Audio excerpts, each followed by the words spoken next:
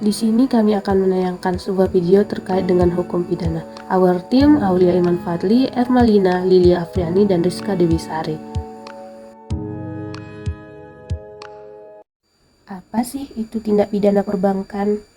Tindak pidana di bidang perbankan adalah setiap perbuatan yang melanggar ketentuan yang diatur dalam Undang-Undang Perbankan maupun yang terdapat dalam ketentuan pidana umum ataupun dalam tindak pidana khusus lainnya yang terkait dengan tindak pidana di bidang perbankan. Ini adalah tindak pidana ekonomi. Tindak pidana di bidang perekonomian dalam arti sempit adalah seluruh tindakan yang tercantum Undang-Undang Darurat Nomor 7 Tahun 1955 tentang pengusutan, penuntutan, dan peradilan tindakan pidana ekonomi.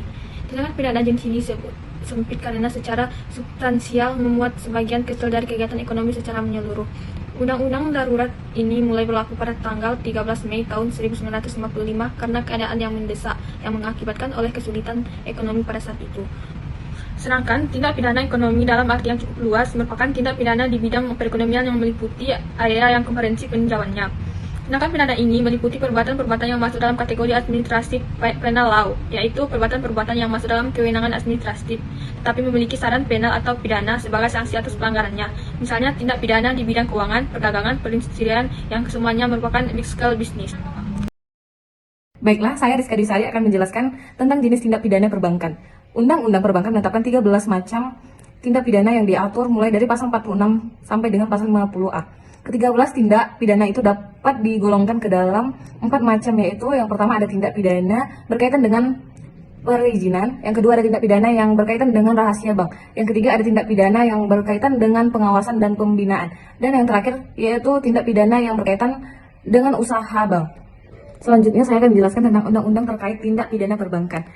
Undang-Undang Nomor 7 Tahun 1992 tentang perbankan sebagaimana telah diubah dengan Undang-Undang Nomor 10 Tahun 1998 atau UUP dan Undang-Undang Nomor 21 Tahun 2008 tentang perbankan syariah atau UUPS. Yang pertama ada tindak pidana perizinan, yaitu pada pasal 46 UUP dan pasal 59 UUPS. Yang kedua ada tindak pidana rahasia bank, yaitu pada pasal 47 dan pasal 60 UUPS. Dan yang ketiga ada tindak pidana pembukaan rahasia bank, pasal 47A UUP dan pasal 61 UUPS. Dan yang keempat ada tindak pidana pengawasan bank, pasal 48 UUP dan pasal 62 UUPS.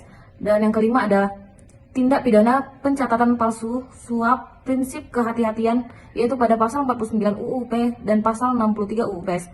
Yang keenam ada tindak pidana ketaatan terhadap ketentuan pasal 50 UUP, pasal 64, dan pasal 66 UUPS. Yang ketujuh ada tindak pidana pemegang saham, yaitu pada pasal 50A UUP dan pasal 65 UUPS. Selanjutnya yaitu terkait dengan kegiatan-kegiatan yang menimbulkan tindak pidana. Pada slide kami ada 4 kegiatan yang menimbulkan tindak pidana. Yang pertama itu adalah money laundry, yang kedua itu adalah penggelapan atau penyelewengan serta penyalahgunaan dana dari masyarakat, yang ketiga penipuan atau kecurangan dalam pengkreditan, dan yang keempat pelanggaran terhadap peraturan keuangan. Selanjutnya studi kasus, yaitu studi kasus pada kegiatan pencucian uang atau yang sering disebut dengan money laundry. Nah, di sini kami mengambil studi kasus pada PT Jiwasraya, di mana PT Jiwasraya ini merupakan salah satu perusahaan asuransi yang dikelola oleh BUMN sendiri.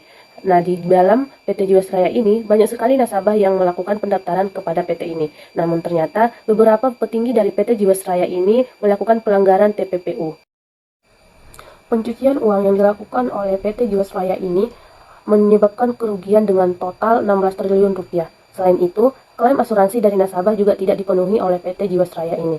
Akhirnya, PT Jiwasraya dianggap gagal bayar terhadap klaim polis dari nasabah. Beberapa pejabat dari asuransi Jiwasraya juga didakwa dengan undang-undang pencucian uang, sehingga tersangka dengan hukuman di atas 10 tahun penjara.